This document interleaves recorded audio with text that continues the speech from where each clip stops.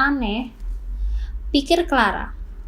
Tuhan sudah menganugerahkan siang untuk bekerja dan malam untuk beristirahat.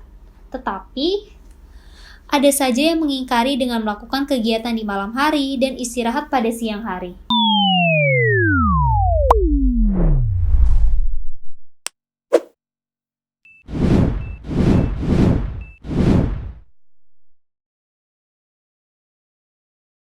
Hai teman-teman Gopedia, kembali lagi bersama Bernika di review buku. Kali ini Bernika mau nge-review buku yang berjudul Kembali ke Bali. Buku ini ditulis oleh I Ketut Sugiarta yang lahir di Baturiti, Tabanan, Bali pada tanggal 9 November 1956.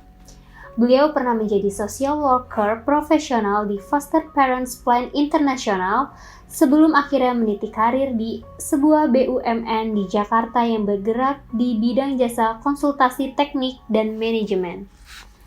Ia mulai menulis di media cetak sejak 1977. Karya tulisnya telah tersebar di Bali Post, Bernas, Buana Minggu, Den Post, dan masih banyak lagi. Buku-bukunya yang telah terbit juga banyak. Dan sejak akhir 2012 menetap di Bali, mulai tertarik menekuni sastra Bali modern sejak April 2017. Selain menulis puisi, cerpen, dan novel dalam bahasa Bali, ia juga menulis lirik lagu pop Bali untuk album lagu anak-anak. Nah teman-teman, Kembali ke Bali ini yaitu arti judulnya Datang Kembali ke Bali. Kalian pasti penasaran kan? Tapi sebelum lanjut videonya, jangan lupa di subscribe dulu ya teman-teman supaya kalian gak ketinggalan video-video selanjutnya.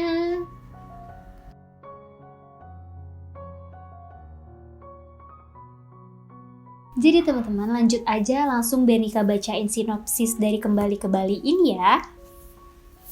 Seorang gadis Australia bernama Clara tertarik menulis buku tentang leak, ilmu hitam khas Bali. Ketertarikannya mengantarkan pada kejadian yang mengerikan. Ia sekarat di rumah sakit setelah mendapat serangan tak terduga di tengah malam. Karena perawatan yang ia dapatkan tidak menolong, maka Mikhail membawanya pergi untuk mendapatkan pengobatan alternatif.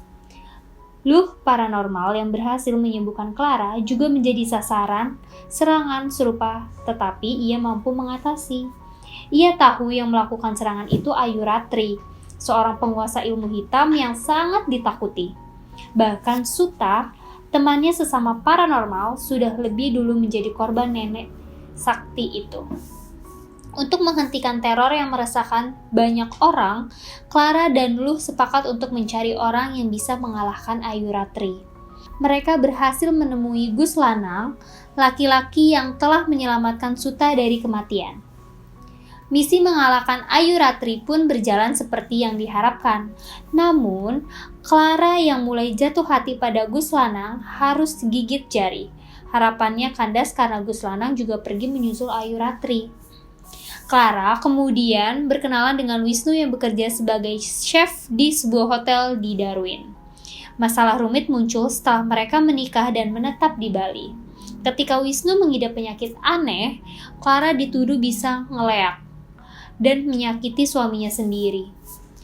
Clara tertekan, apakah ia akan lari dari kenyataan atau berusaha membuktikan bahwa dirinya bukan orang jahat seperti yang dituduhkan?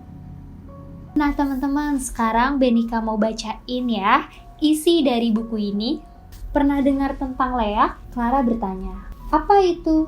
Mikhail mengurutkan kening. Baru kali ini saya dengar itu penjelmaan orang yang mempraktekkan ilmu hitam dan pesawat itu leak. Saya dengar hanya satu orang saja yang bisa jadi pesawat terbang seperti yang kamu lihat tadi. Kenapa kamu begitu peduli? Saya sedang menulis buku. Oh, pantas kamu begitu antusias. Clara melihat jam tangannya lalu berkata, saya tidak ingin menahan kamu di sini. Ia memberi isyarat agar Mikhail membiarkan ia sendirian. Oke, sampai jumpa besok. Selamat malam, tanggap Mikhail. Clara memang gampang akrab dengan siapa saja, meskipun baru kenal. Sepertinya pekerjaan yang ia tekuni telah mengondisikan dirinya seperti itu. Memberikan pelayanan terbaik kepada setiap pelanggan adalah bagian yang tidak terpisahkan dari pekerjaannya. Mikhail yang barusan beringsut ke kamarnya memang laki-laki yang sangat disiplin. Terbiasa mengerjakan segala sesuatu sesuai dengan rencana meskipun tidak tertulis di atas kertas. Dari matanya Clara dapat menerka bahwa laki-laki itu sudah mengantuk. Kelihatan sekali ia tidak mau kehilangan jam istirahatnya. Clara masih belum berniat meninggalkan kursi meskipun malam sudah semakin larut. Bukan sekali dua ia bisa asyik sendirian. Ia memang gampang tenggelam dalam pikiran-pikirannya dan melupakan waktu yang terus merangkak seperti ia membiarkan angin laut yang mulai terasa menggerayangi pori-pori di seluruh tubuhnya. Aroma garam yang dibawa angin juga ia abaikan. Panggung di depannya seperti pulas dalam dekapan sunyi malam. Tak seorang pun tampak di sekitarnya. Mereka pasti sudah pada berkelana di alam mimpi masing-masing. Ia melemparkan pandang ke noktah-noktah cahaya yang seakan tak bergerak jauh di tengah laut. Sepertinya itu perahu nelayan atau perahu yang disewa orang-orang yang memiliki hobi memancing. Aneh, pikir Clara. Tuhan sudah menganugerahkan siang untuk bekerja dan malam untuk beristirahat. Tetapi, ada saja yang mengingkari dengan melakukan kegiatan di malam hari dan istirahat pada siang hari. Ia tidak bermaksud menuduh siapa-siapa, karena ia sendiri kadang begitu, seperti yang ia lakukan malam itu.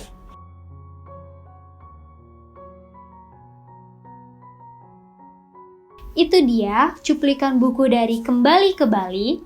Kesimpulan buku ini yaitu kebaikan pasti akan mendatangkan kebaikan walaupun harus melalui jalan berliku. Buat kamu yang suka leak atau misteri-misteri, kalian cocok banget dengan buku ini. Kalian bisa langsung order buku ini di guepedia.com atau kalian bisa cek link yang ada di deskripsi bawah ya. Sekian dulu video review buku dari Bernika. Jangan lupa di like, comment, subscribe, dan share ke teman-teman yang lainnya ya, agar kalian gak ketinggalan video-video selanjutnya. Sampai jumpa!